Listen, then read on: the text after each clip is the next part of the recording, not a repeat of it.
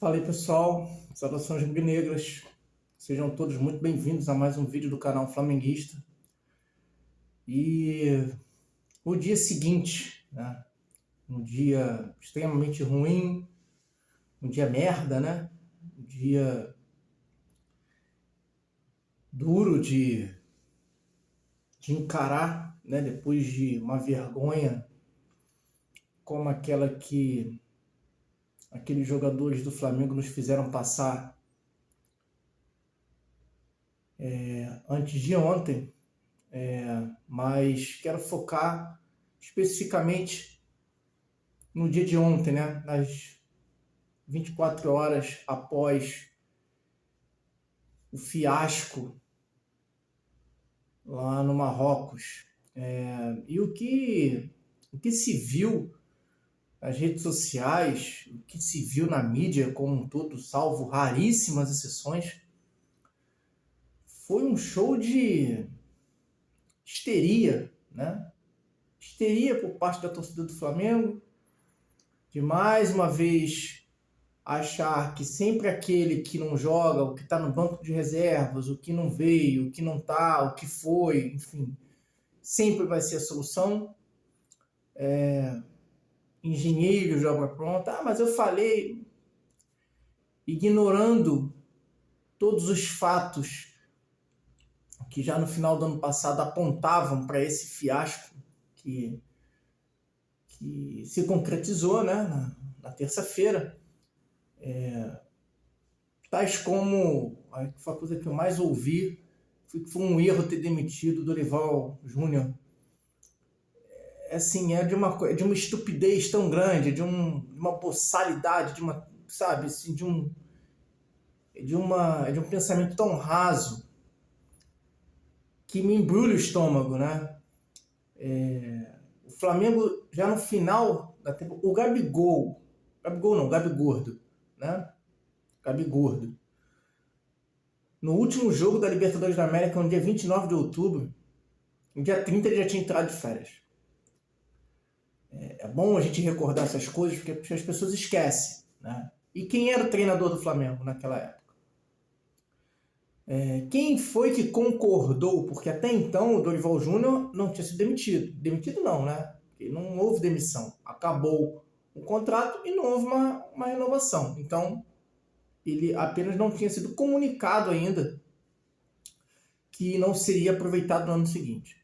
Então, quem foi que concordou, né, com essa desmobilização dos jogadores logo após a final da Libertadores da América? Quem foi conivente com isso? Quem só colocou os jogadores reservas para jogar no restante da temporada? Quem concordou com esses quase 2 séculos de férias? Foi o Dorival Júnior. Então, achar que ele, estando no comando técnico do Flamengo hoje, seria diferente, é bem complicado, né? É querer ignorar tudo que aconteceu no final do ano passado. E aí eu inclusive é ótimo, né? Eu incluo as 2 finais que nós saímos vencedores. A forma como esses títulos vieram.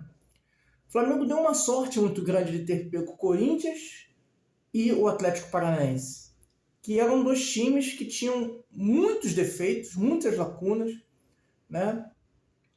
E que possibilitaram que o Flamengo, mesmo já com inúmeros problemas físicos, né, e técnicos também, conseguisse esses 2 títulos, né? Afinal, contra o Corinthians, a gente só não perdeu por um peido, gente, né?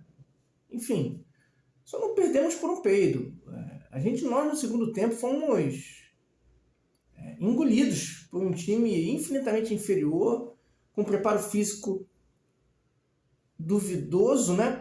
Até pelos jogadores que lá estão ainda, né?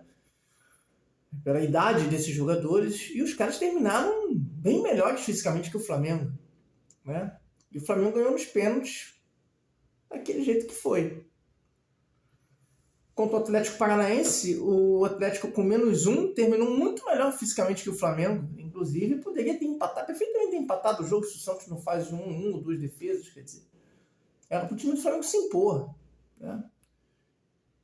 E as pessoas parecem que esquecem isso. Ah, mas o Dorival ganhou. Como que ganhou? Alguém, repito, eu falei isso no vídeo de ontem e falo agora, alguém acha que se o Flamengo tivesse pego Fluminense ou Palmeiras, o Flamengo teria êxito? É óbvio que não teria, mas eu tenho certeza absoluta que não teria. Ah, mas se o não joga. A gente precisa fazer esse tipo de análise para que a gente chegue num consenso e ataque a causa do problema. E não fique só nessa coisa de que o da reserva, o que está na reserva é sempre melhor, o que foi embora é o salvador da pátria, o que não veio é o que ia dar certo. Não dá para viver desse jeito, né? Não dá para viver desse jeito. Nós temos hoje um elenco completamente destruído fisicamente, destruído. Ninguém fica 42, 47 dias, eu acho, de férias. Fica impune, principalmente quando se trata de um esporte de alto rendimento. Ninguém fica impune, o Flamengo não ficou impune. E eu acho que o castigo pode ser ainda muito maior. Para quem viu o jogo do Al-Ahly hoje com o Real Madrid, a intensidade dos caras, quer dizer, vai ser um jogo bem difícil. O Flamengo tem grandes chances de fazer uma vergonha, assim como acho que, de fato, se o Flamengo for quarto colocado nesse campeonato mundial, sim, vai ser a maior vergonha da história do Flamengo, não tenho a mínima dúvida disso. Isso não está muito longe de acontecer, né? Não está muito longe de acontecer. A gente precisa tomar muito cuidado. Então, falando a parte da torcida do Flamengo, é isso, né? Enfim, essa esquizofrenia de que aquele que não está aqui é o que ia resolver. E por parte da imprensa, o que se viu foi algo assim. Não me surpreende porque essa imprensa lixo, né? Enfim, a gente já sabe. Mas é impressionante como esses caras estavam só esperando isso para poder destilar toda a raivinha, toda a dorzinha de cotovelo deles, né? E o que me espanta é que boa parte da torcida do Flamengo também caiu nessa lorota, né? Mas esses caras de São Paulo, não, tá vendo, bem feito. Carlos Cereto, que absurdo. Enfim, vem da Globo, né? Enfim. Então, tem lastro, né? Cantando, né? Você pagou com traição a quem sempre te deu a mão. E outros jornalistas aí, outros comentaristas de São Paulo dando show de diarreia, né? Bucal, né? Enfim. Outros cagando pelos dedos aí pelo Twitter, pelas redes sociais. Se vingando, bem feito, bem feito. Assim, triste, né? Muito triste ver essa imprensa nojenta, né? É uma pena que eles ainda tenham audiência, pena que ainda tenham mercado, pena, muita pena mesmo. Né? Por parte dos youtubers do Flamengo, salvo também raríssimas exceções, se importam mais com like, né? Se importam mais com o termômetro da rede social. Se a torcida está falando isso, então eu vou seguir nesse caminho. E pouco importa a verdade, pouco importam os fatos. O que importa é ganhar like, o que importa é ganhar visualização. Então, assim, esses caras também que tem culpado, tem culpa no cartório, muita culpa no cartório. Que esses caras aí fizeram campanha para a vinda do Davi Luiz, fizeram campanha para a vinda do Vidal, fizeram campanha para a vinda do Gerson. Todos esses caras que hoje estão sendo muito criticados, esses youtubers aí, tiveram participação direta nesse como é que eu vou dizer, nesse clamor, né, por esses jogadores. E agora posam de que, meu Deus, que absurdo. Assim, um dia triste, não bastasse a terça-feira, a quarta-feira também foi terrível. Show de horrores, pessoas extremamente burras, pessoas mal intencionadas, pessoas com a boca cheia de sangue, né, sedentas por se vingar, né, porque o Vitor Pereira não quis ficar no time maravilhoso dele lá de São Paulo. Assim, só tem a lamentar, né? Foi um dia terrível. E falando agora especificamente dentro do Flamengo, eu estou aguardando aí o que vai ser feito, porque a gente precisa mais uma vez cortar na carne. Se a gente quiser reorganizar tudo, a gente precisa colocar algumas coisas em segundo plano. Por exemplo, o Campeonato Carioca. Não tem essa de ficar jogando Campeonato Carioca, amigo. Vai se preparar, poupa quem tem que poupar, né? Enfim. Isola quem tem que isolar, deixa lá fazendo condicionamento físico. Daqui a pouquinho a temporada pega fogo de fato, apesar que o Flamengo já está pegando fogo, né? Ver se dá para fazer alguma coisa para tentar pelo menos ganhar a Recopa Sul-Americana. Repito, acho que se perder, acho pouquíssimo provável que o Vitor Pereira continue, infelizmente, né? Infelizmente, acho que ele pode ter seus erros, mas nada que, meu Deus, se não fosse aquela atitude que ele tomou, resolveria. Não. Acho que acho que ele está se vendo meio que sem material humano, né? Para poder tentar resolver a situação que ele se encontra. Como é que você vai mudar um esquema de jogo? Como é que você vai mudar a forma desse time jogar? Você não tem peça de reposição. Os jogadores estão no banco de reserva simplesmente não rendem, simplesmente não performam, não entregam absolutamente nada. Então como é que você vai mudar? Como é que você vai pensar uma nova forma de jogar? Fica muito difícil, né? Então assim, foi uma quarta-feira muito difícil.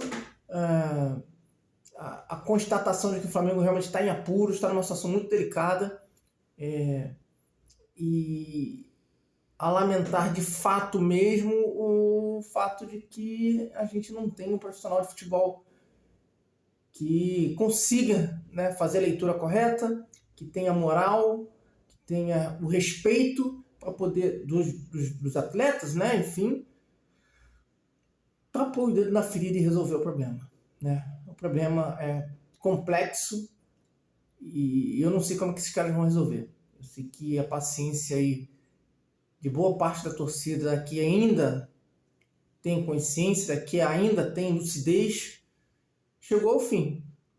E